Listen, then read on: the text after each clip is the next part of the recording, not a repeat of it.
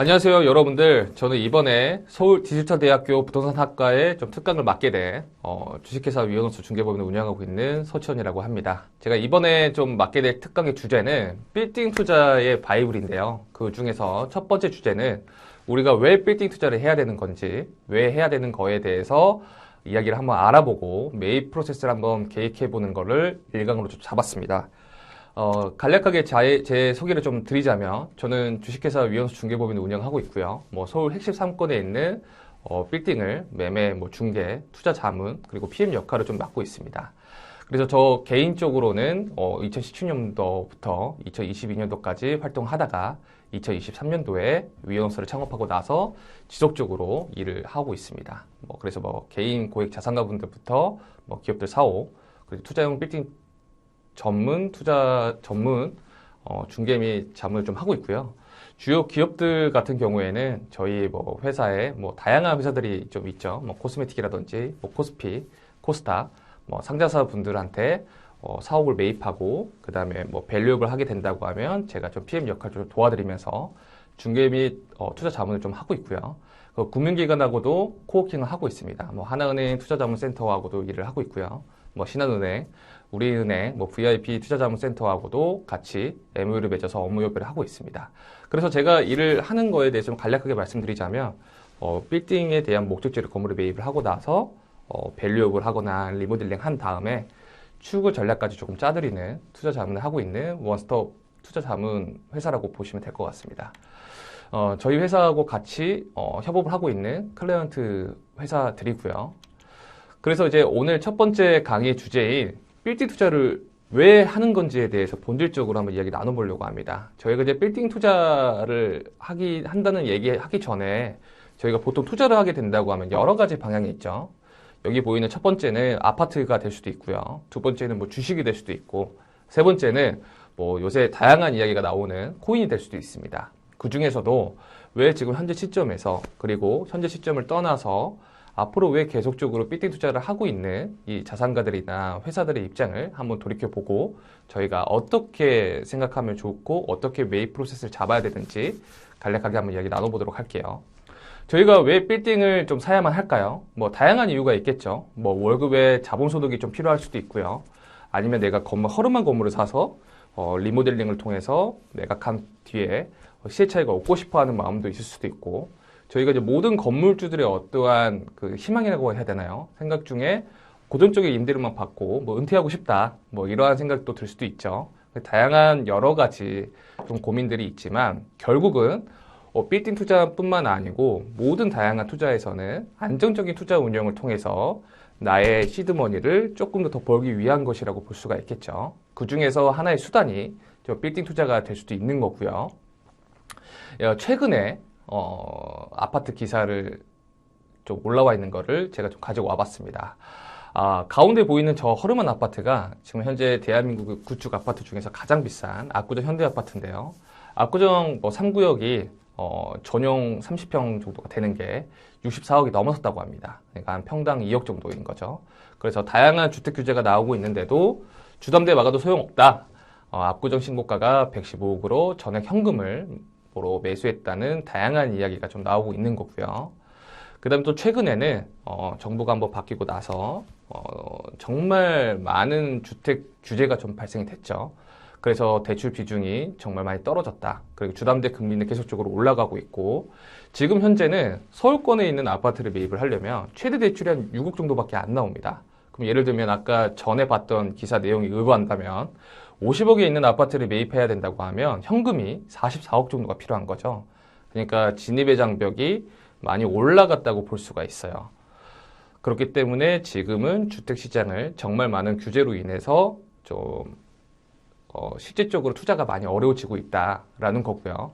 그래서 아파트 투자가 계속적으로 규제가 좀 일어나다 보니까 투자라든지 세금이라든지 대출 여러 가지 문제들 때문에 오히려 빌딩 투자가 상대적으로 좀 높아졌습니다. 이걸 보다 보면 예전이 많이 떠오르죠. 저희가 코비드 시절 때 저금리였기도 했지만 그 당시에도 아파트 투자에 대한 규제가 상당히 많이 있었습니다. 그래서 그거에 대한 풍선 효과로 인해서 빌딩 투자로 자금이 많이 유입됐던 경험이 한번 있죠. 그래서 이러한 사이클을 한번 경험을 해보신 분들이라면 이걸 잘 알고 계실 텐데요. 그래서 빌딩 투자가 요새는 오히려 좀 효율적으로 좀 다가오고 있다라는 거고요.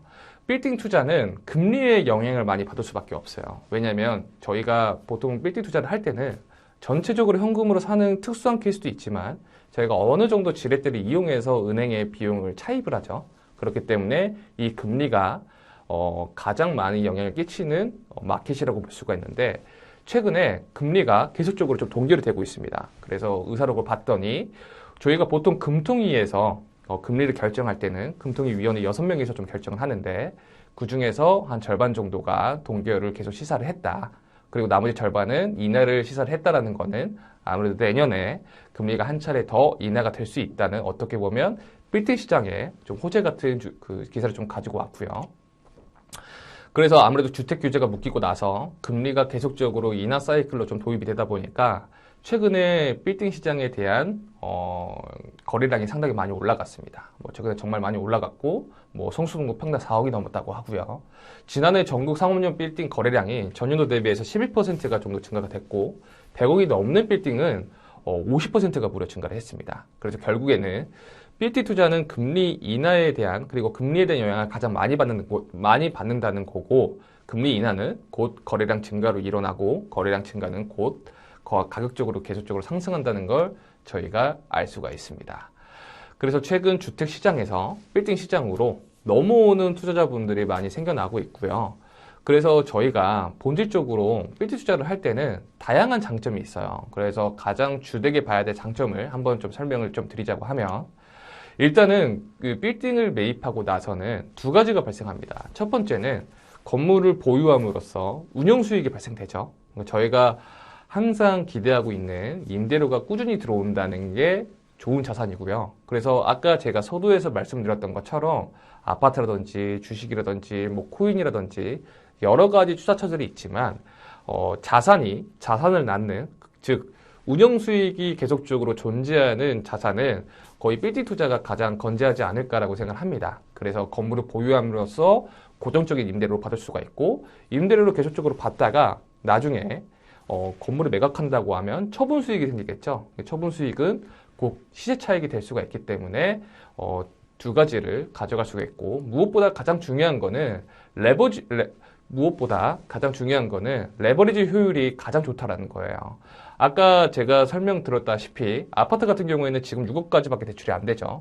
반면에 빌딩 투자를 할 때는 레버리지가 적게는 70%에서 많게는 80%까지도 우리가 대출을 많이 받을 수가 있습니다. 그렇기 때문에 저희가 훨씬 더 투자에 대한 효율이 많이 올라갔다고 볼 수가 있고 예를 들어보면 저희가 130억짜리 건물을 매입한다고 가정을 해볼게요. 그럼 100억을 저희가 대출을 받았을 때 이자를 2%를 저희가 낸다고 가정하면 130억 건물은 임대료가 3%가 나온다는 가정하에 130억의 건물을 매입을 해서 3%에 대한 임대료를 계속 받겠죠. 그리고 나서 100억을 대출받았던 이자를 2%를 갚고 나면 고정적인 현금이 생기고요. 내가 130억 정도의 건물을 매입했지만 실제로 제 돈은 30억 정도밖에 안 들어갔고 플러스 고정적인 현금 흐름이 생기고 이자를 내고 나서도 수익률이 상당히 높다는 걸 알 수가 있습니다. 그러고 나서 어느 정도 보유를 한 뒤에 건물을 매각하게 된다고 하면 현금 흐름과 시세 차익을 동시에 얻을 수 있다는 게 이 빌딩 투자의 아주 좋은 아주 강력한 장점이라고 볼 수가 있습니다. 그래서 빌딩 매입 프로세스를 한번 알아본다고 하면 첫 번째는 에쿼티 확보가 당연하죠. 일단 돈을 많이 모아야 되니까 어느 정도의 적정 수준의 돈을 모으고 나서 매입 목적을 설정을 해야 됩니다. 나는 고정적으로 임대료만 높은 건물을 매입할 건지 아니면 좀 공격적으로 내가 건물을 좀 리모델링을 해서 건물을 매각을 해서 나는 운영 수익보다는 처분 소득을 좀 원하는 걸 수도 있고요. 마지막으로는 나는 건물을 사는 이유가 나의 회사에 대한 사옥을 사기 위해서인 걸 수도 있어 라는 걸로 세 가지 타입 중에서 내가 어떤 거를 좀 추구하는지 먼저 알아볼 필요성이 있고요. 그 다음에는 이제 매입 설정을 좀 해야죠. 매입 주체를 설정을 해야 되는데 개인으로 매입을 할 건지 아니면 법인을 설립해서 법인으로 설립할 건지를 좀 정해야 되고요. 그 다음에는 자기 자본에 맞춰서 나의 알맞은 최대 검토 금액을 설정을 해야 됩니다. 설정을 해야 됩니다. 그 다음에 이제 뭐 추천 물건지를 보고요. 관심 물건에 적절성 검토를 해서 인근의 거래 시세도 분석을 해야 되고, 내 건물에 적정한 임대료로 받고 있는 건지, 낮게 받고 있는 건지, 적정하게 받고 있는 건지도 판단을 해야겠죠. 그 다음에 시장에 대한 경쟁력도 분석을 해야 되고, 등기부등본상 안에 권리분석도 정확하게 첨예하게 좀 해야 됩니다. 그리고 난 뒤에는 이 건물을 가지고 저희가 레버리지를 일으키기 위해서는 감정가도 받아야 되고, 대출도 받아야 되니까 이런 거를 대출 조건을 좀 비교를 하고요. 최종적으로는 이제 딜 클로징이라고 하죠. 건물을 매입하고 나서 저희가 잔금 지불하고 건물을 가져올 수가 있습니다. 그래서 그 이후에는 뭐 건물의 사후 관리가 좀 필요하고요. 그리고 건물을 매입하기 전에는 타당성 검토를 반드시 해야겠죠. 이 건물을 매입을 해서 어떻게 보유를 하고 나중에 어떻게 매각할 것인지에 대한 재매각 플랜을 나중에는 실현을 시켜서 그 나중에 재매각이 된다고 하면 내가 애당초 모았던 에쿼티와 플러스 처분소득을 합쳐서 상급지에 다시 한번 롤링을 하는 재투자를 하는 게 가장 일반적인 빌딩의 매입 프로세스라고 볼 수 있을 것 같습니다. 그래서 우리가 보통 아파트와는 다르게 빌딩은 레버리지 효율이 되게 좋다고 했잖아요. 그래서 제가 일례로 하나 가지고 왔습니다. 보시면 여기 대출의 한 70% 정도를 대출을 받는 거예요. 그러면 보통 자기 자본이 70%라고 하면 한 30% 정도가 있겠죠. 그래서 보통은 많은 고객분들이나 많은 회사들이 건물을 매입할 때는 최소한의 레버리지를 한 30% 정도로 운영하고 있습니다. 그러면 우리가 이걸 실제 사례를 가지고 와서 예를 들면 우리가 500억 정도의 건물을 매입한다고 하면 보증금이 있을 거고 임대료가 있을 건데 여기에 대한 연소득은 이 정도가 발생한다는 거고요. 그리고 나중에 우리가 실제적으로 필요한 자금은 70% 정도의 대출을 받는다고 하면 우리가 대출 원금은 300억 정도가 되는 거고 보증금을 차감한다고 하면 실제 투자금은 17억 8천만 원 정도가 되는 거죠. 만약에 500억대가 아니고 우리가 50억이라는 가정하에 70% 정도의 레버리지를 일으킨다고 하면 똑같이 17억 정도의 투자 자금이 들어간다고 볼 수가 있습니다. 그렇게 봤을 때 우리가 대출을 받고 예상 금리 이자가 한 4% 기준이라고 보면 실제로 나오는 게 내가 500억짜리 건물을 매입했지만 실제 필요 자금은 170억 정도로 건물을 매입을 했고 이자를 내고 난 뒤에 내가 받을 수 있는 연순 수익률은 3.37%다 라고 저희가 좀 가정을 해볼 수가 있습니다. 그런 다음에 저희가 아까는 70%라고 말씀드렸는데 공격적인 분들은 80%를 대출받을 수도 있어요. 근데 뭐 80%를 대출 받는다는 게 되게 위험할 수도 있고 위험하지 않을 수도 있는데 왜냐면 대출을 80% 정도를 받는다는 거는 나중에 우리가 이자를 낼 수 있는 어떻게 보면 버틸 수 있는 체력이 필요할 거잖아요. 여기서 버틸 수 있는 체력이라는 거는 건물에 나오는 임대료이기 때문에 그거를 판단을 해서 저희가 좀 생각을 해야겠죠. 그래서 여기 보시면 여기도 똑같이 보증금 뭐 다 포함해서 만약에 우리가 80%를 정도 받는다고 하면 실제 투자금은 한 120억 정도, 우리가 50억이라고 생각한다면 한 12억 정도가 필요하다는 걸 좀 알 수가 있습니다. 그래서 보통 빌딩 투자를 할 때는 다양한 레버리지를 나의 상황과 내가 매입하려고 하는 건물에 맞게끔 사용을 한다는 거고요. 그 다음에는 저희가 아까 매입 프로세스에서 맞춰서 빌딩 매입의 어떠한 타입을 좀 정해야겠죠. 근데 그 전에 지역부터 설정을 해야 돼요. 우리가 가장 건물 중에 많이 보는 건물은 여러 가지가 있을 텐데 좀 특징들을 좀 가지고 와봤습니다. 첫 번째는 역세권에 있는 건물이죠. 역세권은 아무래도 아주 유동인구가 많고 빠른 상권이 많이 교체가 돼요. 그래서 역추구 앞에 우리 역추구 앞에 뭐 어디서 만나라고 하면 그 건물에 들어가 있는 임차사 분들이 정말 다양한 풍부한 그 유동인구 때문에 높은 임대료를 주고 들어오기도 해서 역세권에 있는 건물을 선호할 수도 있고요. 먹자상권이 있을 수도 있겠죠. 근데 아무래도 먹자상권은 회전율도 되게 중요하고 그 임차사가 팔고 있는, 그러니까 식당에서 팔고 있는 객단가가 상당히 중요해요. 그래서 객단가가 높으면 고급 상권으로 불리워질 거고 객단가가 많이 낮다면 뭐 동네 상권 혹은 저렴한 상권으로 좀 볼 수가 있겠죠. 왜냐하면 객단가에 의거해서 임대료가 그대로 반영되기 때문에 이게 먹자 상권은 이런 점 좀 유예된다고 볼 수가 있고, 그다음 세 번째로는 대학가 상권이 있죠. 우리가 대학가 상권이라고 하면 뭐 신촌, 이대, 뭐 건대 다양한 여러 가지 대학가 상권이 있는데 이 젊은 층들이 거의 다 젊은 층들이 거의 다 소비의 중심이라고 볼 수가 있고 가격적인 민감도가 상당히 높습니다.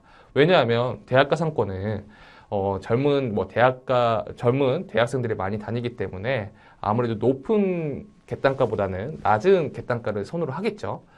그래서 그런 것들이 나중에는 임대료에 반영이 되고 그 임대료가 투자 가치에도 반영이 되기 때문에 다양한 상권들에도 특장점들이 있다고 볼 수가 있습니다. 그리고 가장 대표적인 게 저희가 뭐 강남이라든지 뭐 마곡 이런 쪽을 보면 오피스 상권이 좀 주지어 있어요. 이 오피스 상권은 사무실 수요가 있는 건지에 대해서 정확히 체크를 해봐야 되고요.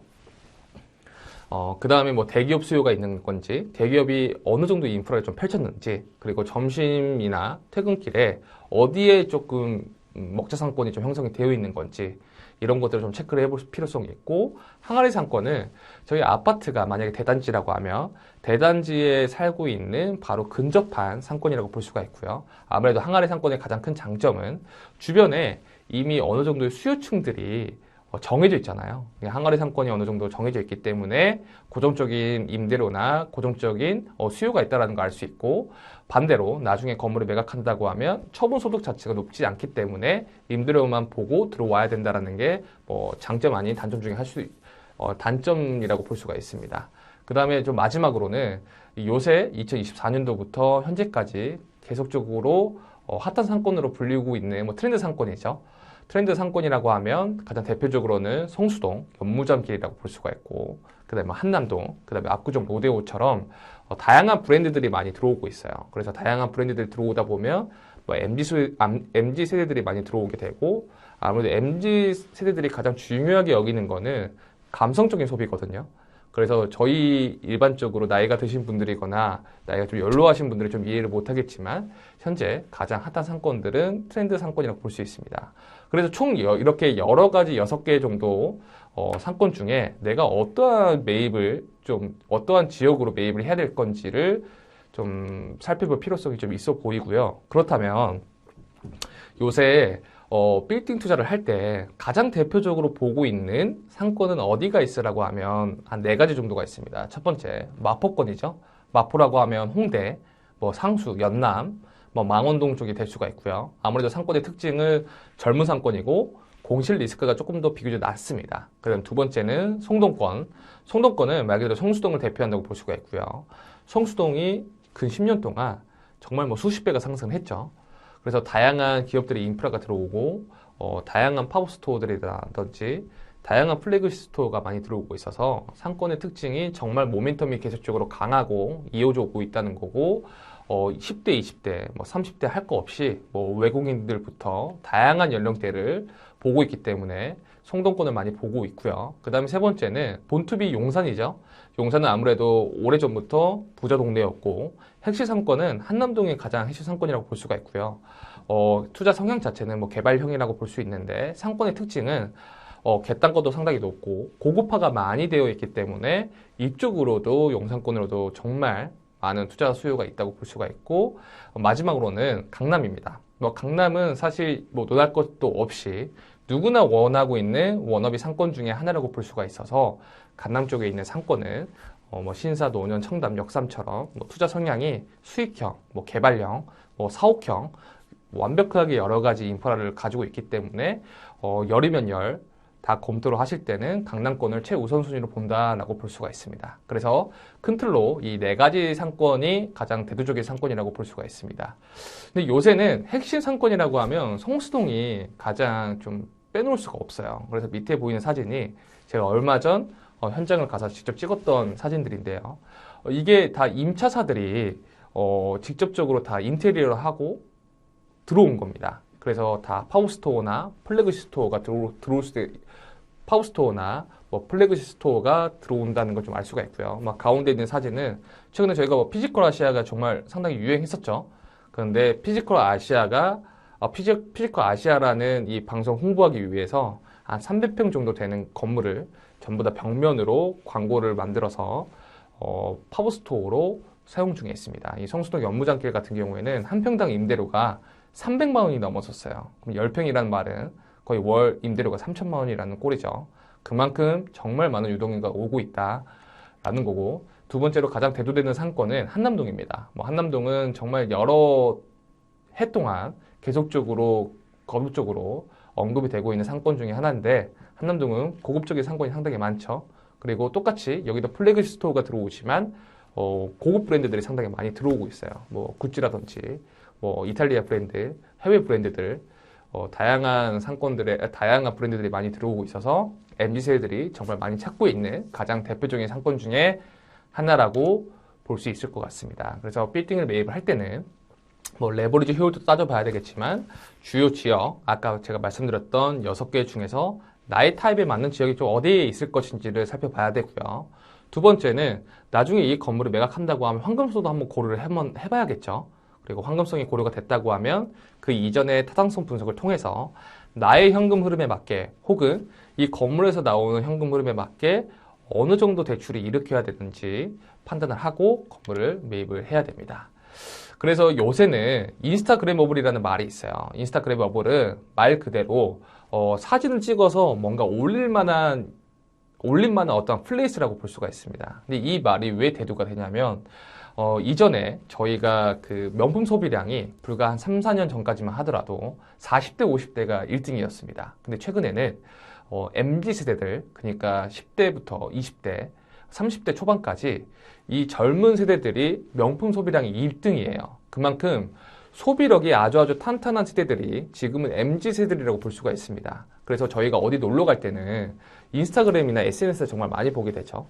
그래서 거기가 우리가 흔히 말하는 뭐 핫플레이스가 많이 되기도 하기 때문에 요새 MZ 세대들은 인스타그램 어블이라는 말이 계속적으로 따라오고 있는 겁니다.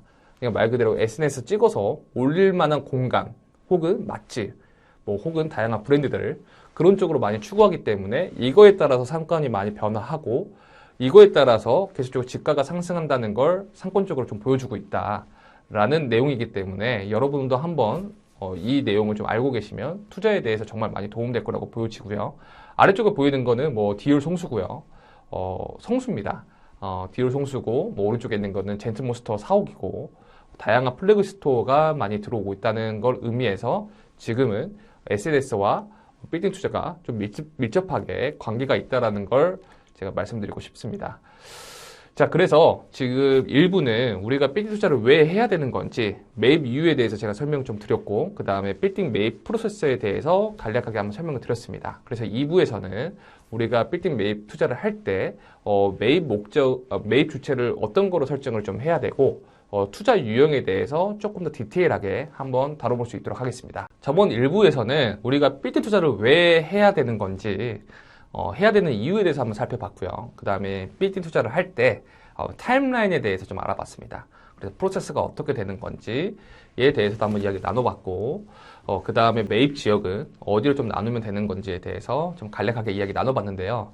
이번 시간에는 조금 더 디테일하게 빌딩 투자의 어떤 유형과 그 다음에 매입을 하게 된다고 하면 개인이 좋을지 법인이 좋을지 그 다음에 마지막으로는 밸류업 체크리스트는 어떤 게 있는지 한번 이야기 나눠보도록 하겠습니다. 우리가 투자의 유형이라고 하면 여러 가지가 있어요. 투자 유형이라고 하면 저번 시간에 말씀드렸던 것처럼 3가지가 있습니다. 첫 번째, 여기 보이는 이 사진은 이 사옥형 건물입니다. 말 그대로 우리가 건물을 매입을 해서 나만의 사옥을 짓기 위해서, 나만의 사옥을 사용하기 위해서 사옥 목적으로 건물을 매입하는 게 있고요. 두 번째, 이 가운데에 보이는 건물은 저희가 집 근처에서 많이 봤을 거예요. 보면 뭐 정말 쌓인 물에 건물에 정말 많이 붙어져 있는 이런 건물들을 볼 수가 있는데 이 건물은 안정적인 수익을 받기 위한 수익형 건물이라고 볼 수가 있습니다. 그리고 마지막으로 이 3번째 건물은 건물이 상당히 허름해 보이죠. 옆 건물에 비해서는 상당히 허름해 보이는데 이 건물은 이제 시세차익형 유형이라고 볼 수가 있습니다. 그래서 이 3가지에 대해서 장점과 단점이 어떤 것들이 있는지 그리고 좀 유의해야 될 게 뭐가 있는지 한번 살펴보도록 하겠습니다. 자, 첫 번째 건물이에요. 사옥형 건물입니다. 이 옆에 보이는 지금 사진에 띄어져 있는 이 건물은 제가 2019년도에 실제로 제가 투자 자문을 하고 중개를 한 뒤에 PM 업무까지 맡았던 건물 중에 하나이고요. 현재까지도 사옥형으로 쓰고 있어요. 여기에 장점 한번 살펴본다고 하면 우리가 사옥을 사는 이유가 되게 여러 가지가 있겠지만 첫 번째로 우리가 오피스를 사용하다 보면 임대료로 계속적으로 발생을 하죠. 임대료로 계속 발생을 하고 있는데 그 임대료를 대출 이자로 치환을 시키는 겁니다. 그래서 전환을 시켜서 임대료는 계속적으로 벌어지는 비용이기 때문에 대출 이자로 전환을 해서 우리가 자산 축적 비용으로 전환한다는 게 가장 큰 장점 중에 하나고요. 두 번째는 건물 전체를 나만의 사옥으로 쓴다는 거는 건물의 투자나 뭐 자본적인 이득도 마찬가지겠지만 가장 중요한 거는 이 공간의 브랜딩이 된다는 거죠. 우리 회사가 우리 회사가 이러한 사옥을 전체적으로 사용하고 있어.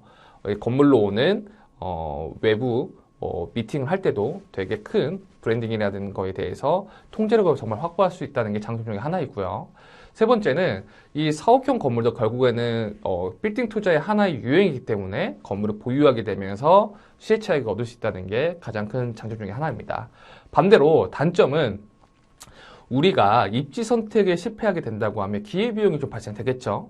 겉으로는 건물이 되게 이뻐 보이는데 사실상 타당성 분석을 정확하게 하지 않고 건물의 매입을 덜컥 하다 보면 입지 선택을 좀 잘못하게 된다고 하면 리스크나 기회비용이 상당히 많이 발생한다는 거고요. 다른 건물 투자에 대비해서 유동성이 상당히 낮다는 게 단점 중에 하나입니다. 다른 건물은 임대료로 받는 수익형이라든지 시세차익형은 내가 원하는 어떠한 가이드라인이 있으면 바로바로 즉각적으로 매각을 할 수 있는데 사옥형 건물은 우리가 사용하기 위해서 건물에 매입을 한 거잖아요. 그래서 우리가 자금적으로 부족하다고 하면 즉각 바로바로 매각하기가 어렵다라는 거고 사업 축소 시 공간이 많이 있다고 하면 그것 또한 리스크라고 볼 수가 있죠. 그래서 투자적인 판단보다 사용 편의성이 흔들릴 가능성이 높기 때문에 이 부분을 좀 조심해야 된다는 거고요. 실제로 예시를 한번 가지고 와봤어요. 강남구에 한 300평 정도 오피스를 사용한다고 하면 매달 발생되는 게 보증금 한 5억 정도에 월 임대료가 한 4천만 원 정도가 발생돼요. 그리고 보증금 5억을 우리가 기회비용 측면에서 한번 전환한다고 하면 현재 금리를 한 3% 정도에 가정한다고 하면 월 매달 한 130만 원 정도에 대한 기회비용을 놓치고 있는 거죠. 그렇게 됐을 때 4,130만 원이 사실 죽어가는 비용이라고 볼 수가 있습니다.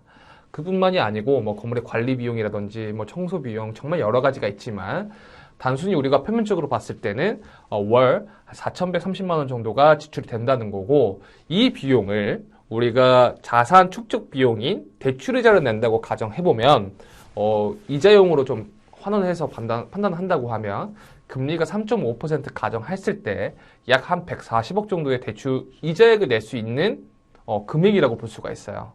그래서 이 정도 임대료를 내고 있는 회사라면 회사에 어느 정도 자기 자본이 존재하겠죠. 그래서 자기 자본을 최소치로 한 20% 정도만 있다고 하게 된다고 하면 건물을 한 160억 내지 한 170억 정도의 건물을 매입을 해서 똑같은 임대료를 대출 이자를 내면서 나만의 사옥, 나만의 건물을 매입할 수 있다는 게 사옥 건물의 가장 큰 장점입니다.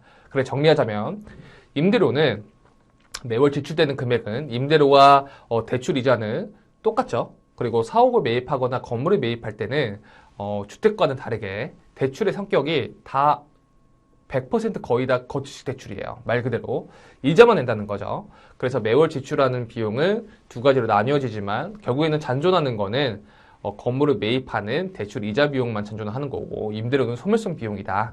그렇기 때문에 사옥 매입을 할 때는 가장 큰 장점은 이렇게 되는 거고 단점은 아까 제가 설명드렸다시피 편의성이 흔들릴 수 있고 입지 선택을 잘해야 된다는 게 단점 중에 하나입니다.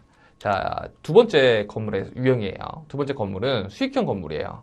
위 보이는 건물이 실질적으로 거래가 됐던 사례예요. 한쪽은 인천에 있는 건물이고요. 두 번째는 광명에 있는 건물인데 딱 봐도 정말 여러 가지 임차사가 많이 있죠. 그래서 수익형 건물은 장점과 단점이 나뉘어지는데요. 장점은 높은 수익률로 현금 흐름에 대한 안정성을 얻을 수가 있어요. 나는 더 이상 일을 하지 않고 안정적으로 꼬박꼬박 들어오는 임대료로 생활을 할래. 그러면 수익형 건물이 가장 알맞겠죠. 그래서 고정적으로 현금 흐름이 들어온다는 거고 두 번째는 건물에 나오는 임대료가 정말 많이 높다고 하면 내가 대출을 공격적으로 많이 일으키더라도 대출 이자로 돈을 다 내고도 계속적으로 인컴이 많이 쌓이겠죠. 그래서 레버리지 효과가 상당히 우수하다는 게 있고요.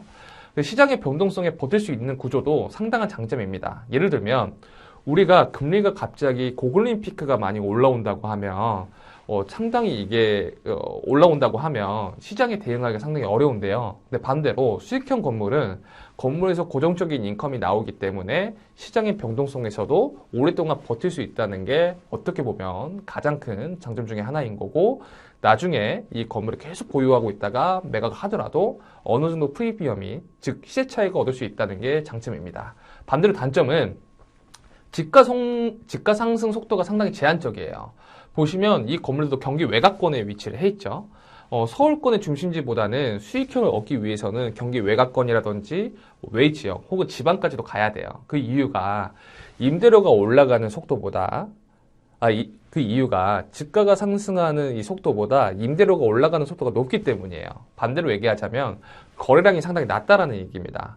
우리가 가까운 중심지로 보게 된다고 하면 강남이라든지 한남이라든지 성수 이런 데를 살펴본다고 한다면 거기는 임대료가 올라가는 속도보다 거래량이 더 많이 일어나기 때문에 집가가 상승하는 속도가 상당히 높습니다. 그래서 수익률이 상당히 낮은 거고요. 반대로 수익형 건물은 말 그대로 우리가 매입하는 이유가 수익이 나와야지만 건물을 매입하는 거기 때문에 집가가 상승하는 속도보다 임대료가 올라가는 속도가 훨씬 더 많다. 거래량이 상당히 낮다라는 게 단점 중에 가장 큰 단점이라고 볼 수가 있고, 두 번째는 임차사가 상당히 많으면 관리적인 리스크가 많이 존재해요. 하나의 건물에 임차사가 20군데, 30군데 있으면 정말 컨트롤하기가 많이 어렵거든요. 그래서 이거에 대한 문제가 발생을 하고, 세 번째는 높은 시세 차익은 좀 제한적입니다.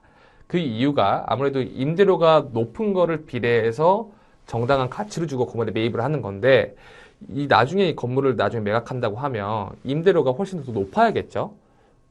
그런데 아무래도 임대료를 올리는 게 제한적이기 때문에 임대료가 올라가는 만큼 혹은 내려가는 만큼 집가에도 영향이 있기 때문에 제한적이라고 볼 수가 있습니다. 그래서 이게 위에 보이는 이 표가 실제 제가 건물을 투자자만 해드리고 수익형 건물로 사용하고 있는 어떻게 보면 그 임차사의 표예요. 보시면 정말 많이 어지럽죠? 임차사가 35군데입니다. 이걸 전체 관리한다고 하면 이 리스크가 상당히 많이 있다는 거예요. 그래서 임대료 관리가 임차인 수와 계약 조건과 업종 리스크가 합해져서 정말 많이 힘들다라는 게 단점 중에 하나인 거고, 매년 임대료로 인상에 대해서도 그 협의 리스크가 있어요. 왜냐하면 임대료 인상을 해야지만 나중에 내가 원하는 시세차익을 프리미엄 조금 더 붙여서 매각할 수가 있잖아요.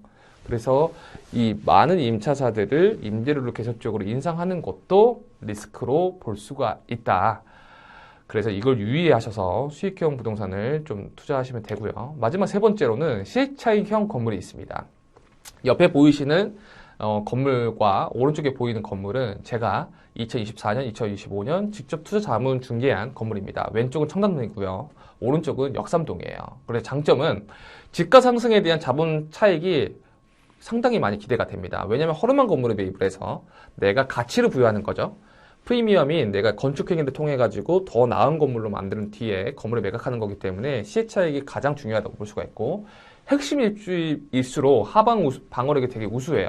뭐 청담동의 요지라든지 뭐 역삼동의 요지 이런 건물들은 다른 건물들이 다 빠질 때도 핵심 입지에 있기 때문에 집가 하한의 폭이 좀 낮다라고 볼 수가 있습니다. 그래서 레노베이션이나 증축 시 밸류 효과를 극대화할 수 있다는 게 장점이고요. 단점은 캠 레이트가 낮아요. 그러니까 수익률이 상당히 낮아요. 왜냐하면 수익률이 높으면 그만큼 집가가 많이 올라가겠죠. 근데 허름한 건물을 매입하는 이유는 남들이 쳐다보지 않는 건물을 내가 매입을 해서 내가 프리미엄을 부여하기 위해서 건물에 매입하는 거기 때문에 수익률이 당연히 낮고요. 두 번째는 공시 현금 흐름에 대한 부담이 상당히 큽니다. 우리가 시세차익형 건물에 매입하더라도 레버리지는 일으킬 거잖아요. 그러면 대출이자가 많이 발생될 수가 있다라는 게 단점 중에 하나입니다. 그래서 옆에 보이는 이 건물을 우리가 오른쪽에 보이는 게 이제 조감도라고 하는데요. 이제 렌더링 조감도를 저희가 만든 건데, 렌더링 조감도를 건축사와 함께 협업해서 만들고 있는데, 옆에 있는 건물을 나중에는 오른쪽 건물처럼 이렇게 바뀔 예정이다. 라는 거를 저희가 실제로 사진을 제가 좀 가지고 와봤습니다. 그래서 이것도 실제 도면이고요. 우리가 시세차익형 건물을 매입을 할 때는, 그러니까 리모델링을 손대야 되는 건물들은 정말 다양한 것들을 많이 분석을 해야 돼요. 그래서 이 도면은 아까 앞서 보였던 그런 건물을 나중에 우리가 건물을 짓게 된다고 하면 어떻게 지을 수 있을까? 혹은 리모델링을 하게 된다고 하면 어떻게 변할 수 있을까? 라는 도면을 우리 건축사하고 같이 협업을 하면서 아이디어를 짜서 도면으로 만든 작업을 하고 있는 겁니다. 그래서 이런 것들이 좀 필요하다는 거고, 우리가 밸류업을 할 때 체크리스트가 좀 많이 필요해요. 첫 번째는 코어 위치가 상당히 중요합니다. 이 밸류업이라고 하는 거는 우리가 리모델링을 할 때 어떤 것들을 미리미리 체크하면 좋을 것인지에 대해서 제가 간략하게 정리한 건데요. 첫 번째는 코어 위치가 상당히 중요해요. 우리가 가운데에 만약에 계단실이 있다고 하면 양옆으로 임대 공간이 쪼개지겠죠. 그렇게 되면 우리가 나중에 임차를 받을 때 임차 리스크가 상당히 발생됩니다. 그렇기 때문에 우리가 코어라고 하면 계단실로 이해하시면 되고요. 이 계단실은 건물의 측면이나 뒤쪽에 있는 게 전면에 있는 임차사들을 받을 수가 있고 임차사 리스크가 상당히 낮아진다라는 걸 유의하시면 되고, 두 번째는 이 층고죠. 층고는 천정고로 일컫는데 말 그대로 요새 이 건물의 층고가 최소 2.8m 정도는 돼야 임차사가 들어올 때 좀 여유롭게 들어올 수가 있어요. 그런데 층고 자체가 많이 낮다고 하면 다른 경쟁하고 있는 건물들보다도 임차 매력도가 많이 떨어지겠죠. 그래서 건물 리모델링 하기 전에는 반드시 층고를 체크를 해야 된다. 왜냐하면 층고를 늘리는 작업을 할 수가 없기 때문이죠. 그래서 이걸 반드시 판단을 해야 되고, 세 번째는 건물의 형태가 되게 중요합니다. 건물의 형태라고 하면 얇고 긴 건물도 있을 수 있고요. 폭이 좁은데 뒤쪽으로 긴 건물이 있을 수도 있죠. 그렇게 됐을 때는 건물 리모델링을 아무리 이쁘게 한다고 하더라도 임차사가 들어왔을 때 건물 내부에 활용할 수 있는 레이아웃이 상당히 낮기 때문에 공실 리스크가 많이 발생될 수 있어서 이런 것들을 체크를 해야 되고요. 그 다음 네 번째로는 일적고 사선 제한을 좀 체크를 해야 돼요. 오른쪽에 보이는 건물도 저희가 2024년도에 제가 직접 투자 자문했던 건인데 여삼동에 위치한 건물입니다. 오른쪽에 이렇게 깎여 있죠. 깎여 있는 이유는 일적고 사선 제한이라는 것 때문에 깎여 있는 겁니다. 일적고 사선 제한은 말 그대로 햇빛을 받을 수 있는 권리 때문에 햇빛이 오는 방향으로 이제 깎아줘야 된다라는 어떤 건축법 중에 하나인데요. 그래서 저런 것들이 내가 건물 매입하려고 하는 건물이 제약이 걸리는 건지 건축사를 한번 체크를 한번 해봐야 되고요. 그 다음 다섯 번째는 승강기가 설치돼야 된다는 그 공간을 한번 좀 살펴봐야 돼요. 요새는 4층 이상인 건물들은 승강기 설치는 반드시 필요합니다. 왜냐하면 승강기 설치를 안 하고의 차이점이 임대료로 즉각적으로 반영이 돼요. 그래서 반드시 승강기 설치를 해야 되는데, 승강기 설치는 대부분 우리가 계단실로 이어져 간다고 하면 외부에 화장실이 있는 경우도 있죠. 그래서 그 외부의 화장실 공간에 승강기를 설치를 하는 건데, 그래서 우리가 건물을 매입하기 전에 건축사라든지 저 같은 전문가를 만나서 승강기 설치할 수 있는 공간을 살펴보는 게 다섯 번째로 중요하고요. 여섯 번째는 조금 더 어려운 내용인데, 건물의 구조 보강이 필요한지 안 필요한지를 좀 판단을 해봐야 됩니다. 간단하게 얘기를 해서 저희가 상가주택이 있는 건물을 만약에 검토를 한다고 한다면, 상층부가 다가구고 다세대라고 한다면 그 중간에 내력벽이라는 게 존재를 해요. 그러니까 단단한 벽이라는 걸로 인지를 하시면 되는데, 그 벽을 깨부시고 구조 보강을 해야 된다고 하면 공사비도 많이 증가가 되고 리모델링 모양도 이쁘게 안 나올 수 있는 가능성이 높습니다. 왜냐면 기존에 내가 주택으로 사용했던 공간을 사무실로 공간을 바꾼다고 하면 여러분들이 생각하셔도 어려울 거라 생각하잖아요. 그런 것처럼 구조 보강을 해야 되는지 판단을 해야 되는데, 이 부분은 초보자분들이라면 반드시 패스를 해야 되는 부분이라고 볼 수가 있고, 큰 틀로 우리가 시혜차이형 건물을 매입했을 때 이 6가지에 대한 밸류업 체크리스트를 반드시 통과를 해야 된다라는 걸 제가 정리 좀 했고요. 그 다음에 저희가 시혜차익형 건물을 매입할 때는 여러 가지 내용들이 필요한데, 첫 번째로는 건물을 공사하기 위해서는 기존에 들어가 있는 임차사들이 나가야지만 공사를 바로 할 수가 있잖아요. 그래서 명도 리스크를 한번 체크를 해봐야 된다는 거고요.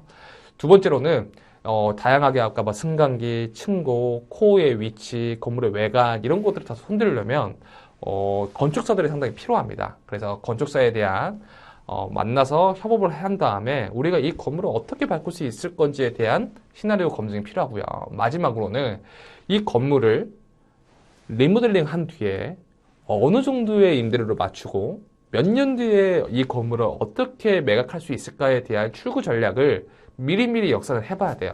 그래서 그렇게 머릿속에 그려지고 숫자상으로도 명확해진다고 하면 아무래도 좋은 투자라고 볼 수가 있고, 이렇게 했는데도 공사비용 대비 임대료가 높게 받지 못하고 주변 시세 대비 이게 매력도가 떨어진다라고 한다면 건물에 내가 매입하려고 하는 건물의 지가가 높다고 판단을 하거나 아니면 다른 건물을 검토를 해야겠다라고 생각을 해봐야 되는 거죠. 그래서 큰 틀로 이 세 가지가 좀 필요하다는 게 맞아 보이고요. 이 큰 틀로 이 세 가지가 필요해 보이고요. 출구 전략도 상당히 중요합니다. 이 엑시트 전략이라고 하는데요. 위 보이는 이 표는 제가 저희 클라이언트들한테 말씀드리는 표 중에 하나입니다. 첫 번째로 우리가 매매 금액, 뭐 취득세, 여러 가지 비용, 뭐 리모델링 비용, 이 비용을 전체 다 했을 때 120억 건물 대비 실제 투자금이 이 정도 들어가나, 나중에 우리가 건물을 이렇게 리모델링 했을 때는 예상 임대료는 이 정도가 발생이 되고, 뭐 외벽이라든지 카레프트 공사, 코어 뭐 이렇게 공사할 때는 공사비가 이렇게 발생되지만, 현재 시세 혹은 미래 시세로 판단했을 때는 나중에 180에 매각했을 때 2년 뒤 매각가가 이 정도가 발생되고, 법인 기준 세전 시세 차액이 이 정도다 라는 걸 미리미리 출구 전략을 좀 짜야 됩니다. 그래서 우리가 대출은 80% 정도로 받지만 금리가 2.5%일 때 이자는 얼마인지, 2.9%일 때는 얼마인 건지, 3%일 때는 얼마인 건지를 미리미리 출구 전략을 좀 짜서 좀 판단을 해야 된다는 거고요. 그래서 결과론적으로는 우리가 이러한 조건으로 건물을 매입을 하지만 건물의 매입 총 비용과 공사 비용, 그 다음에 건물 보유한 기간 대비 어느 정도의 시세 차익을 볼 수 있을 건지에 대한 미리미리 출구 전략을 매입하기 전에도 짜놔야 된다는 게 제일 중요합니다. 그 이후에는 이제 필요합니다. 그래서 그거에 이어서 뭐 대출 비중에 따른 필요자금 분석도 정확하게 해야겠죠. 그래서 대출 70% 정도 받을 때는 필요한 자금은 이 정도지만 실제 레버리지 수익률은 이 정도가 발생되고, 대출을 85% 정도로 공격적으로 받는다고 하면 레버리지 수익률은 이 정도고, 그럼 실질적으로 우리가 기준한 현재 수익률 기준으로 매달 70만 원 정도의 마이너스가 발생될 수 있다. 85%일 경우에는 매달 이 정도가 마이너스가 발생될 수 있다라는 거를 미리미리 저희가 체크를 해야지만 시장 자체가 변동성이 있을 때 미리 대처할 수 있기 때문에 반드시 좀 체크를 해봐야 됩니다. 그래서 정리하자면 건물의 매입 유형은 시세차익형과 임대용 건물의 매입 유형은 사육 건물과 그 다음에 시세차익형 건물과 임대 수익성 건물이 있는데, 이 세 가지 중에 나한테 알맞는 건물의 타입을 먼저 설정을 해야 되고, 이 건물 유형에 대비해서 장점과 단점을 반드시 살펴보고 투자를 해야 된다는 게 이번 강의에 대한 주된 내용이었습니다. 다음 강의에서는 이러한 사례들을 통해서 건물을 매입했을 때 실제 성공한 케이스, 그리고 무엇보다 가장 중요한 실패된 케이스를 한번 다뤄보도록 하고요. 그 다음에는 건물을 매입할 때는 개인 주체가 좋을지 법인 주체가 좋을지 에 대해서 이야기 나눠볼 수 있도록 하겠습니다. 이번에 빌딩 투자 바이블 3부를 좀 시작하도록 하겠습니다. 이번 3부에는 투자에 대한 실패된 사례, 그 다음에 밸류에드 사례, 그 다음에 세 번째는 실제 계약서 검토와 추정 정리까지 한번 이야기 나눠보도록 할게요. 그 전에 우리가 빌딩의 매입 주체를 좀 마지막으로 설정을 해야겠죠. 개인 투자가 좋을지 법인 투자가 좋을지에 대해서 좀 선택을 해야 됩니다. 우리가 투자를 할 때는 가장 중요한 부분은 대출을 어느 정도 받을 수 있는 건지가 사실 가장 중요하잖아요. 그 중에서 가장 많이 나오는 게 뭐 LTV, DSR, RTI, DTI 뭐 여러 가지 이런 내용 중에 있는데, 개인 투자와 법인 투자가 어떤 점이 다른지 한번 얘기 나눠보도록 할게요. 개인 투자는 이 네 가지가 전부 다 들어가지만 법인 투자는 이 네 가지 중에서 세 가지가 무관합니다. 법인 투자는 DTI라든지 DSR, RTI 같은 대출 규제가 많이 없고요. LTV는 개인 투자와 법인 투자와 동일하게 들어간다고 중복된 한목이라고 볼 수가 있어요. 그래서 법인 투자가 조금 더 빌딩 투자를 할 때는 훨씬 더 유리하다는 걸 볼 수가 있고요. 세 번째로는 건물을 매입하고 나서 건물을 매각할 때 양도소득세가 발생을 하잖아요. 근데 법인은 법인세를 납부하게 됩니다. 왼쪽은 저희가 실제 개인 사업자 대비 종합소득세율을 가지고 왔어요. 과세 표준이 뭐 여러 가지가 있죠. 근데 현재는 최고 과세 표준이 10억 초과가 있기 때문에 구간이 45% 정도 발생한다고 보면 돼요. 반대로 법인 투자는 2억 이하에 대한 이익을 세율을 10%로 좀 결정을 했고요. 그 다음에 2억 초과에서 200억 이하가 20%밖에 발생 안 합니다. 그래서 왼쪽과 오른쪽을 비교한다고 보면 거의 그 세율 자체가 2배 이상 차이 난다는 게 볼 수가 있고요. 그래서 예를 들어서 우리가 똑같은 빌딩 투자를 했다고 봅시다. 그래서 우리가 10억 정도 돈을 벌었어요. 그래서 대출 한 14억 정도, 비용은 한 4억 정도 가정해봤을 때 개인 투자는 건물을 다 매각하고 나서 세율을 42%를 내야 된다. 그리고 플러스 지방소득세는 또 10% 별도예요. 그래서 세액이 근 4억 정도라고 볼 수가 있고요. 법인 투자는 반대로 그 단일 세율이기 때문에 세액 자체가 한 1억 8천만 원 정도로 개인 투자보다는 2배가량 더 낮다라고 볼 수가 있어요. 그래서 실질적으로 빌딩 투자를 할 때는 개인 투자보다는 법인 투자를 훨씬 더 선호하게 된다는 거고요. 주택에 대한 혹은 상가 오피스텔 여러 가지 취득세는 비슷한데 종합소득세라든지 소득세 자체는 전혀 달라지죠. 그리고 개인은 양도세를 내지만 법인은 법인세를 내고요. 그리고 개인은 양도세를 낼 때 오늘 사서 당장 내일 못 팔죠. 최소 2년 정도는 보유하고 난 뒤에 팔아야 되는데 법인 투자는 오늘 매입하고 오늘 팔아도 단일 세율입니다. 그래서 개인 투자보다는 법인 투자가 훨씬 더 공유적으로 투자할 수도 있고 세율 자체가 훨씬 더 효율적이다라는 걸 알 수가 있고요. 대출 또한 지금 개인은 대출 받기가 많이 어려워요. 그래서 LTV가 40%, 50%가 필요하다는 거고 반대로 얘기하면 100억 건물을 매입할 때 현금이 50억 정도가 필요하다는 거죠. 근데 법인 투자는 LTV가 높기 때문에 나의 성향에 맞게 나의 에쿼티가 30% 혹은 20%로도 투자할 수 있다는 게 가장 큰 장점 중에 하나이고요. 마지막으로 장점은 부동산의 어떠한 관리와 수익 목적, 그 대표의 급여, 경비 처리를 통한 이 법인세를 또 절감할 수가 있어요. 그래서 이 법인 투자라고 하면 정말 이야기하면 한 강의를 전체 다 이야기할 정도로 되게 긴데 간략하게 삐디 투자할 때는 이 정도 차이점이 있다고 볼 수가 있고요. 그래서 대부분은 개인 투자보다는 법인 투자로 이어져 온다라고 볼 수가 있고 나는 그렇지 않고 개인 이름으로 반드시 투자를 하고 싶다라고 한다면 이 두 가지의 장단점을 따져서 여러분들이 판단을 하셨으면 좋겠습니다. 자, 이번에는 실질적으로 우리가 건물에 투자하고 나서 실제로 투자에 대한 실패 사례를 가지고 이야기해 볼 건데요. 저는 모든 투자를 할 때 성공된 투자에 대한 사례를 보는 것보다 실패된 투자 사례를 반드시 봐야 된다고 생각합니다. 저희가 왜 이런 말도 있잖아요.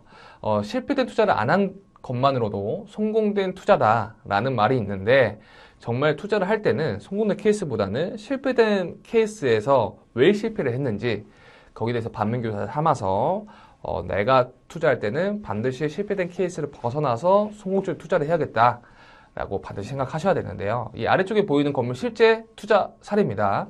2022년도 당시에는 건물의 모양이 저렇게 허름했어요.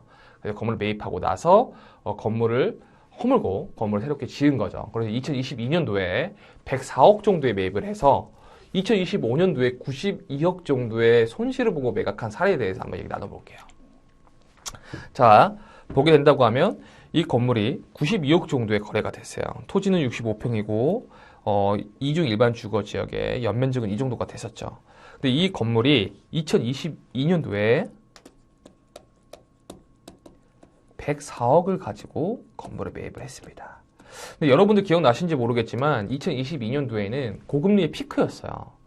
지금이야 우리가 대출을 받을 때 뭐 3% 중반 정도 됐었지만 2022년도에는 PF 사태가 터지면서 금리가 5%에서 높게는 7%까지 올라갔습니다. 그리고 나서 빌딩 시장에 상당한 침체기가 있었죠. 그래서 그 당시에 이분이 이 건물을 104억 정도에 매입을 해서 건물을 지으신 거예요. 그래서 취득 원가가 130억 정도 되고요. 3년간 이자를 12억 정도 납부를 하셨어요. 왜냐면 금리가 상당히 높았기 때문에. 그래서 이 건물의 취득 원가가 130억에 뭐 이자까지 다 했었을 때는 정말 상당한 비용이 많이 들어간다고 볼 수가 있고 실제 투자금이 32억인데 이자까지 납부를 했기 때문에 정말 큰 손해를 볼 수 있다고 볼 수 있습니다. 그래서 나중에 최종적으로 매각한 금액은 92억 정도의 매각을 하게 돼서 취득 원가 이하로 매각한 사례라고 볼 수가 있어요. 그래서 44억 정도의 매각 차익이 좀 있었지만 44억 정도가 실제 투자금인데 마이너스 37억 9천만 원 정도가 돼서 3년간 건물을 보유했는데도 회수 원금이 6억 정도밖에 되지 않는 정말 실패된 케이스라고 볼 수 있습니다. 자, 두 번째 투자 실패 사례에 대해서 한번 얘기 나눠볼게요. 보이는 게 여기가 그 논현동에 있는 건물이에요. 선정릉역에 있는 건물 중에 하나인 거고요. 건물이 50평밖에 안 됩니다. 이 건물 역시도 이 건물을 2022년도 정도에 매입을 했는데 잘못된 입지 선정과 건물 매입했을 때는 통임대가 되어 있어서 어느 정도 임대료가 나왔지만 건물 매입하고 나서 임차사가 갑작스럽게 퇴거를 했죠. 그래서 퇴거로 인한 이자 부담, 그 다음에 이 건물을 매입하신 분이 무리하게 대출을 일으켰기 때문에 지속 여력 저하로 취득 원가로 매각을 했습니다. 그래서 여러 가지인 걸 다 따져봤을 때 취득 원가가 63억보다 조금 더 추가돼서 63억 정도가 되는데 실제 투자금은 23억이었고 최근에 매각한 거는 59억 정도에 매각을 했기 때문에 실질적으로 그 투자금은 23억 5천이지만 매각한 금액이 59억이기 때문에 마이너스 10억 정도의 손실을 보신 거죠. 그래서 보유기간은 2년이지만 실제 23억 5천을 투자를 해서 회수된 원금이 13억으로 마이너스 46% 정도의 손실을 얻은 실패 사례라고 볼 수가 있어요. 그 다음에 실패 사례를 살펴보도록 할게요. 이 건물은 압구정이에요. 그러니까 저희가 압구정, 신사동, 논현동, 역삼동 할 거 없이 항상 실패된 케이스가 계속 나온다는 거 볼 수가 있죠. 이번 건물은 75억이에요. 토지평수가 50평이고 건물의 컨디션도 2022년도에 지어져서 나쁘지 않았지만 건물의 활용도가 매우 낮았습니다. 그 이유가 대지평수가 50평밖에 안 되지, 대지평수가 50평밖에 안 되고 건물의 전체 면적이 100평이 채 안 돼요. 그러다 보니 이게 임차사를 받기도 상당히 애매한 공간이겠죠. 그래서 건물의 활용도가 매우 낮고 통임대 이후에 임차사가 또 급격하게 또 퇴거를 했습니다. 그래서 공실 리스크가 상당히 올라가기 때문에 이자 부담으로 계속적으로 올 수밖에 없었고요. 그래서 투자 지속 여력으로 인해서 취득 원가 이하로 좀 손절매를 한 사례라고 볼 수가 있습니다. 그래서 실제 취득 원가는 77억이고 실제 투자금은 19억 7천만 원 정도였는데 매각 금액이 75억이기 때문에 마이너스 9억 정도 본 손실이라고 볼 수가 있습니다. 자, 이제 이번 사례가 어떻게 보면 투자 실패 케이스 중에서 가장 크다고 볼 수가 있는데 이 보이는 건물이 대치동에 있는 건물이에요. 저희 대치동 하면 학원가도 있고 정말 이 강남권 상권 중에서 가장 우수하다고 볼 수 있는 상권인데 이 건물이 최근에 2025년도에 112억 5천만 원 정도의 거래가 됐습니다. 이 건물이 매입한 금액은 2022년도에 130억 정도에 매입을 했어요. 근데 아까 제가 말씀드렸다시피 2022년도, 2023년도는 고금리였죠. 고금리 피크 시절이었기 때문에 이자가 상당히 있었어요. 이자가 상당히 높았습니다. 근데 이분은 대출을 한 100억 정도로 받았습니다. 그래서 이자에 대한 부담이 좀 컸죠. 그리고 반대로, 그리고 플러스 이 건물의 연면적이 380평이에요. 그리고 보이는 이 상층부가 전부 다 주택입니다.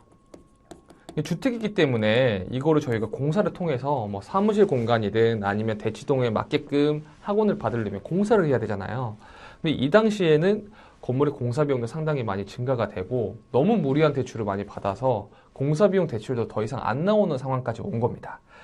그래서 계속 버티다가 2025년도에 112억 5천만 원 정도의 취득 원가 이하로 매각에 대한 케이스고요. 실제 투자금은 37억이지만 대출 이자를 거의 10억까지 냈기 때문에 실제 투자금 대비 건물을 매각하고 나니 37억을 투자했지만 마지막에는 3억에서 5억 정도밖에 남지 않은 사례라고 볼 수가 있습니다. 그래서 여러분들이 성공된 투자 케이스를 많이 보는 것보다도 실패된 투자 케이스를 많이 보고 왜 실패했는지, 시기가 안 좋았던 건지 아니면 건물에 문제가 좀 있었던 건지 이거를 명확하게 좀 판단을 하고 여러분들도 만약에 투자를 한다고 하면 이러한 부분들을 반드시 알아야 되기 때문에 좀 가지고 와봤고요. 반대로 이번 또 사례는 리모델링 밸류업 사례를 좀 가지고 왔어요. 위 보이시는 이 건물이 도산대로에 있는 건물입니다. 제가 실제로 2019년도에 한 400억 대 정도로 투자 자문을 했던 사례고 지금 현재는 사옥으로 사용하고 있습니다. 토지평수가 300평 정도 되고 연면적이 2,000평이 넘었어요. 그리고 이제 이 건물을 2019년도에 437억 정도에 매입을 해서 이 두 개 층을 중축을 한 겁니다. 그리고 이 건물의 외관도 손을 댔죠. 그래서 오른쪽에 보이는 건물처럼 두 개 층을 이렇게 중축을 하고 건물 외관을 전체적으로 리모델링을 해서 일부는 사옥을 쓰고 일부는 임대를 주면서 이 임대료로 나오는 걸 가지고 대출 이자를 납부하고 사옥으로 사용하는 이 오피스 부분은 거의 임대료로 내지 않는 상황까지 왔습니다. 그래서 2019년도에 437억 정도에 매입을 해서 건물 전체 리노베이션 이후에 현재 시세는 약 한 1,000억 정도 되는 사례라고 볼 수가 있고요. 그래서 예상 시세 차익은 공사비, 취득세, 대출이자, 부대 비용 등 다 포함했을 때 한 500억 정도로 예상이 된다라는 케이스를 좀 가지고 왔어요. 자, 다음 사례입니다. 다음 사례입니다. 여기는 논현동에 위치한 건물이에요. 학동역 부근에 위치한 건물인데 이게 과거 사진이고요. 이게 현재 사진이에요. 이게 보시면 이게 토지 평수가 100평이고 연면적이 300평인데 이렇게 앞으로 깎여 있죠, 건물이. 그러니까 이 깎여 있는 이유가 옛날에는 이 도로사선 제한이라는 게 있었어요. 그래서 이 도로에 맞게끔 이 건물을 좀 깎아야 된다는 게 있었는데 이게 2018년도에 폐지가 됐습니다. 그렇기 때문에 폐지가 돼서 이 부분이 지금 죽어 있는 공간이 된 거잖아요. 그래서 이 건물을 2020년도, 2021년도에 건물을 매입한 다음에 이 부분을 지금 오른쪽에 보이는 이 화면처럼 이 수평 중축을 한 거예요. 그래서 이렇게 반듯한 건물 모양으로 바뀌었습니다. 그리고 나서 이 건물을 매각을 하셨어요. 이게 전형적인 제가 2부에서 말씀드렸던 이 시세차익형 빌딩 투자 사례라고 볼 수가 있고요. 그래서 이 건물은 2023년도에 128억에 매입을 했는데 건물을 다 공사하고 나서 2025년도에 183억 정도에 매각을 해서 공사비용 이런 거 다 따져봤을 때 한 28억에서 30억 정도의 시세차익을 얻은 사례입니다. 그리고 마지막 사례는 이것 또한 제가 투자 자문 사례를 해서 제가 이 사례 또한 제가 투자 자문을 한 사례인데요. 건물 과거 사진입니다. 그 당시에 건물이 여기 보이시는 이 상층부가 주택이었어요. 다세대 주택이었고요. 1층에는 이 곱창집이 들어가 있어서 건물 전체가 거의 다 기름때가 정말 많이 있었습니다. 그리고 여기는 지하층이었는데 곰팡이도 많이 들어가 있었고 상층부에는 이 원룸 주거인들이 있기 때문에 정말 그 임차인 관리하기도 상당히 어려웠고 옆에 보이는 이쪽이 관리실이었습니다. 그래서 이러한 건물을 저희가 2021년도에 168억 정도에 매입을 해서 위 보이는 사진처럼 건물을 리모델링을 한 거예요. 보시면 건물 보이는 이 상층부를 원래 다세대 주택이었던 이 공간을 구조보강이나 공사를 통해서 전체 리모델링을 한 거고요. 그리고 여기 보였던 이 공간이 예전에는 관리사무소였어요. 관리사무소였는데 이 공간도 리모델링을 해서 임차사를 받은 케이스고요. 지금은 현재 회사에서 IT 회사에서 전체 사옥으로 사용 중에 있습니다. 그래서 2021년도에 이 정도 건물을 매입을 해서 168억에 매입을 해서 주택 4개층 전체 구조 보강도 하고 철거도 하고 외부 리모델링을 한 뒤에 사옥으로 사용하면서 하층부는 또 임대가 세팅이 됐습니다. 그래서 이 사례 같은 케이스도 원래는 임대로 사용을 하고 계셨어요. 그래서 임대 공간이 세 군데로 쪼개져 있어서 월 납부하는 그 임대료가 2,400만 원 정도 됐었는데 2021년 당시에는 금리가 낮았기 때문에 대출이자가 168억 정도에 매입을 하더라도 한 2,200에서 2,400만 원 정도밖에 되지 않았습니다. 그럼 지금 지출하고 있는 임대료보다 훨씬 더 좋았죠. 그리고 이 당시에는 임차 공간이 세 군데로 쪼개져 있어서 그 코워킹이 많이 어려웠어요. 그런데 이 건물에 매입함으로써 임직원분들이 전체 사용을 하고 이 건물 전체를 보유하고 하층부는 또 임대로 줌으로써 들어오는 인컴으로 일자를 해결하고 있는 그런 아주 성공적인 사례라고 볼 수가 있고요. 지금 현재 시세로 봤을 때는 매각가는 한 250억 정도로 예상이 되고 그랬을 때 공사비, 기타 비용 모든 걸 제외하더라도 한 60억 정도의 시세 차익이 발생된다는 걸 볼 수가 있습니다. 그래서 실제 투자 자문한 사례를 좀 가지고 왔고요. 마지막 이 세 번째 사례로는 이거는 리모델링보다는 신축 사례를 좀 가지고 왔습니다. 여기는 성수동이에요. 성수동 동부 간선도로 가는 길 쪽 위쪽 송정로 대로변에 위치한 건물이고요. 대지평수가 127평이었고 2020년도에 70억 정도의 건물을 주고 매입을 했습니다. 그 뒤에 이 카센터 부지를 멸실을 했죠. 그리고 성수동은 중공업 지역이기 때문에 또 높게 지을 수 있는 또 혜택이 있거든요. 그래서 오른쪽에 보이는 이 건물처럼 지상 13층 높이로 신축을 했습니다. 그래서 연면적이 880평 정도로 사용하고 있고 지금은 대한민국에서 아주 유명한 상장사 엔터테인먼트에서 전체 아이돌 사옥으로 사용 중에 있습니다. 이 당시에 저희 회사 이제 클라이언트 회사였는데 이 당시에도 청담동에 사옥이 있지만 필요 공간이 더 필요했던 거예요. 근데 임대료는 계속적으로 내는 게 부담이 있고 아무래도 건물의 매입을 좀 해야겠다. 그래서 레버리지를 효율적으로 아주 잘 이용을 해서 건물을 사서 건물을 지어서 지금 전체 사옥으로 사용하고 있는 거고요. 그래서 이 허름했던 이 단층 1층에서 지상 13층인 건물로 변모를 했던 겁니다. 그래서 2020년도에 70억에 매입을 했는데 지금은 뭐 땅의 가치, 건물의 가치를 다 판단했을 때 매각가는 최소 250억 정도 예상되기 때문에 이 건물을 매입하고 나는 사옥으로만 사용했던 그 이유 하나만으로 시세차익이 한 100억에서 120억 정도 예상되는 이것도 아주 대표적인 성공된 케이스라고 볼 수가 있습니다. 그래서 여러분들이 우리가 일부부터 계속 이야기 나눴던 거는 건물의 매입 프로세스, 매입 목적, 매입 주체, 건물의 유형, 성공 케이스, 실패 케이스 다 따로 봤는데 큰 틀로 보자면 이거라는 거예요. 건물의 입지 분석이 철저하게 수반이 돼야 되는 거고 입지 분석에는 이러한 4가지 정도의 구성이 있다는 거고 그 다음에는 건물 분석을 해야겠죠. 건물의 규모, 구조, 밸류업을 해야 된다고 하면 리모델링 시 주의해야 될 점들이 상당히 많기 때문에 엘리베이터 유무, 뭐 주차 현황 이런 것들이 상당히 좀 주의하게 봐야 되고 그 이후에는 이 시세 분석을 통해서 매입 전에 타당성 분석을 해야겠죠. 타당성 분석이라고 하는 거는 제가 2부에서 말씀드렸던 것처럼 매입 전에 추구 전략을 미리 짜는 거예요. 이 건물을 매입해서 공사 비용은 얼마 정도 들고 임대료는 얼마에 세팅을 해서 나중에 이 정도 매각했을 때는 이 정도 세금까지 내서 나한테 얻어지는 소득이 이 정도 오겠다. 꽤나 정말 디테일한 항목까지 다 따져본 다음에 그 다음에 건물을 매입하시는 게 가장 일반적이고 가장 실패하지 않는 방법 중에 하나다라는 걸 말씀드릴 수가 있을 것 같고요. 그래서 실제로 우리가 이러한 검토가 끝난 뒤에는 매각 금액을 협상을 할 때 거래 가능 금액을 또 협상을 또 해야 되고요. 그다음 지불 조건도 또 협상을 해야겠죠.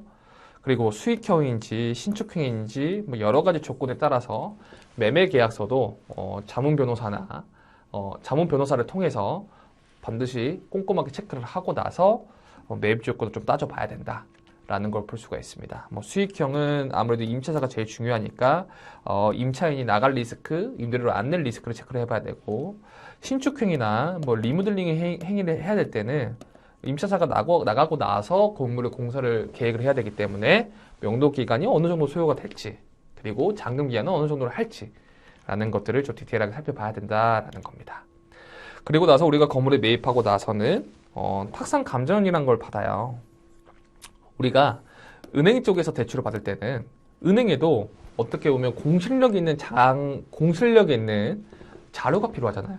그래서 은행 쪽에서도 감정평가 법인에 의뢰를 맡겨서 예를 들면 강남구 삼성동에 있는 건물에 매입하려고 하는데 대출이 어느 정도 나올까요? 했을 때 이 기준가가 실제로 이 감정평가 법인에서 실제 이 건물은 한 130억 정도 됩니다. 그러면 이 기준으로 매입하려고 하는 사람의 신용이나 아니면 펀더멘탈을 보고 대출이 어느 정도 가능합니다 라는 레인지를 정해주게 되죠.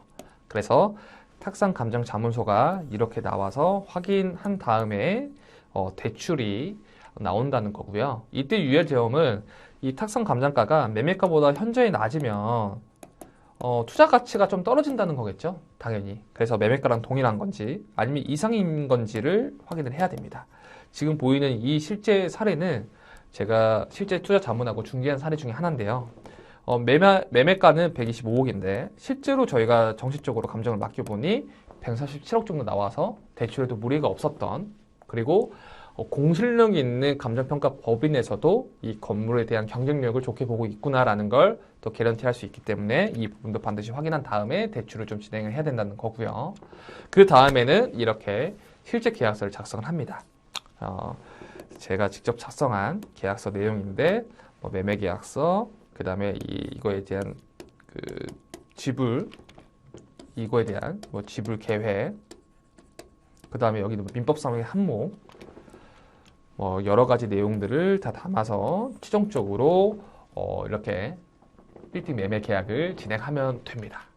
그래서 이 3부까지 준비를 해봤는데 시간이 많이 좀 지나고 요새는 다양한 트렌드들이 많이 나오잖아요. 그리고 다양한 SNS라든지 다양한 신기술이 많이 나오는데 우리의 중개 일도 비슷해졌습니다. 예전처럼 하나의 정보만 알려주고 거래를 그냥 성사시키는 게 아닌, 건물을 하나 매입하게 된다고 하면 다양한 지식들이 필요합니다. 건축적인 거, 그 다음에 구능적인 거, 그 다음에 시장 상황도 반드시 알아야 되고요. 어떤 트렌드로 알아가야 되는지도 알아야 되고, 전체적으로 금리를 내릴지 말아야 될지, 아니면 거시적인 또 이 경제를 판단할 수 있는 시각도 필요합니다. 그래서 시간이 가면 갈수록 우리 빌딩 중개 일이나 빌딩 투자 자문 일은 고관여 일이기 때문에 다양한 업무에 대한 경험이 필요하고 역량이 스펙트럼이 점점 증가하고 있다는 걸 좀 여러분도 유념을 하셔서 빌딩 투자를 할 때는 이러한 방법과 이러한 단계로 흘러가구나, 그리고 빌딩 중개일은 이렇게 흘러가구나 라는 걸 보시고 여러분들한테 도움이 되셨으면 좋겠습니다. 제가 준비했던 빌딩 투자 바이블은 여기까지 하고요. 다음번에도 좋은 기회가 생긴다면 제가 조금 더 디테일하고 시장에서 나눌 수 없던 내용을 좀 가지고 와서 여러분들한테도 더 질 좋은 정보를 전달해 드릴 수 있도록 하겠습니다. 감사합니다.